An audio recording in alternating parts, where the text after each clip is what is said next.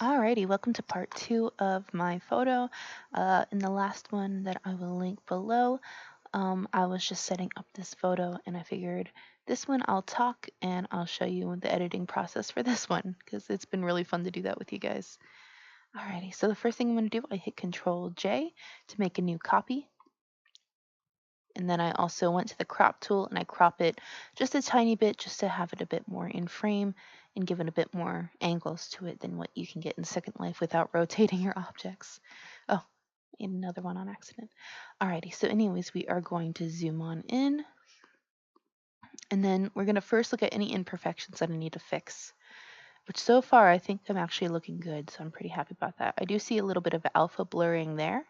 So I am going to go in and fix that just with a little bit of a smudge tool just to blend it into the background. Doesn't take much. I always have my smudge tool pretty low because it's better to have it low than high. With any of these tools, just you can always add more than you can take away. The only one I ever keep at 100% is the blur tool because it doesn't blur that much, which I'm going to do next. And let's see. Let's get started then, because I think that's all I saw that was an issue. I'm going to mess with the lighting first, and that's with my dodge tool right here. I have it at dodge, midtone, and 12. Dodge and burn tool are your best friend. They will help you with just getting a bit more realistic lighting, messing just with your colors a little bit, and getting the desired result without having everything being too darkened or burnt out so you lose a lot of detail. So now I'm switching to shadow since I'm working on the hat, and that way I can get some of the wrinkles back into it. I'm going to do the same with the dress.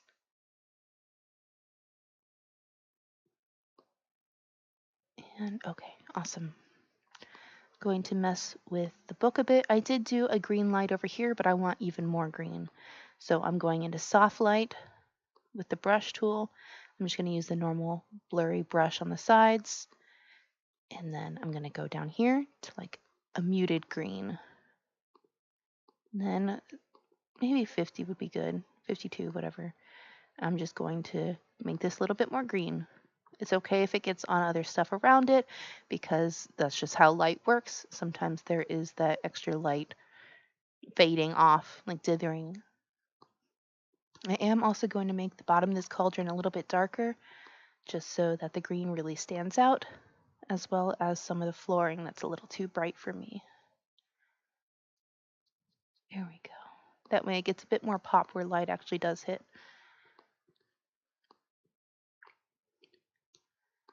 Alrighty.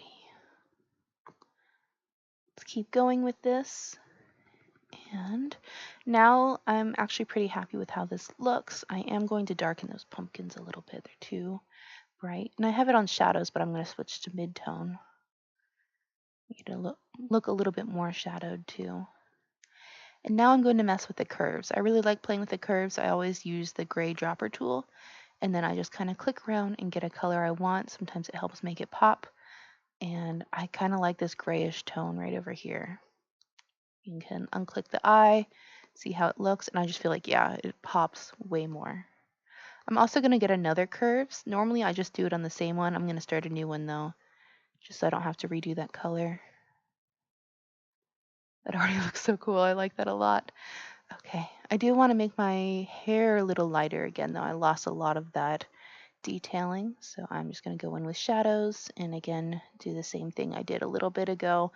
Bring back some light into everything that I need to. Perfect. Okay. I'm going to mess with the exposure next. Normally when I use the exposure, I mess with the offset and the gamma correction. So I'm going to do just a little bit of offset, actually kind of just like it like that. I'll just do a little bit of gamma though. I don't even know if I want to. I like it like that. Yeah, that looks really pretty. Okay. And then brightness and contrast. Oh, that already looks so good. I'm so happy with this one. This is such a whim too, because this is one I was doing from the Plurk ideas. So it was a lot of just kind of throwing everything together and see what I get. You can't really see my bird, which I'm kind of sad about. You can see its butt over here, but I was trying to get more of that parrot that was rushing around. I don't know.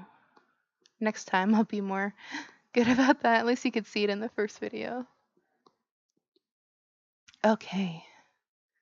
I'm going to add a little bit of vibrance to this. Maybe not. Maybe take away. Yeah, I actually like it better without the vibrance. Didn't expect that.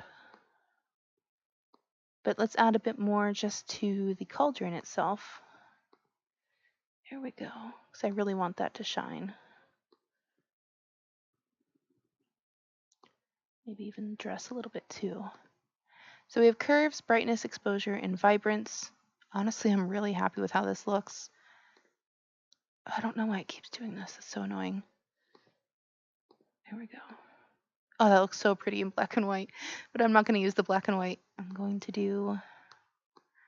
Everything is all weird right now. I don't know why. I'm just going to move it to luminosity and just give it a bit more shadowing to it. But I'm going to lower that a bit because I really like how gray it looks. I'm just going to do maybe halfway. Yeah, I like that. And now I'm just going to add a bit of lighting to the windows. And I think I'm done. Honestly, I'm really happy with how this turned out, so I don't need to do too much. I don't know if I want the green. I might do like a blue instead.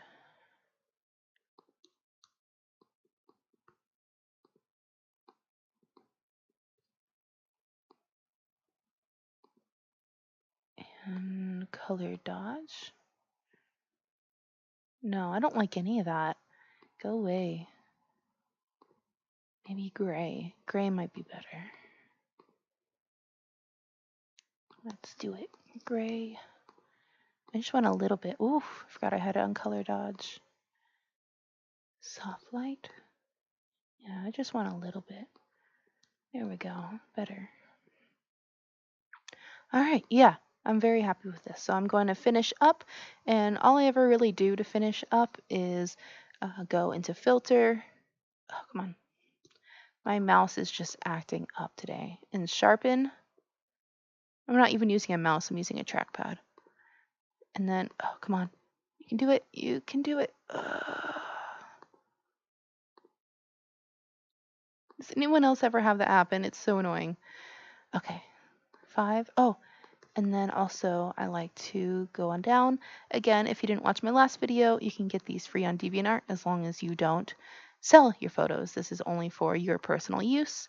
So I am going to use these little dust particles I got from DeviantArt and just drop them around. Normally I have to use color dodge if I want them to show up.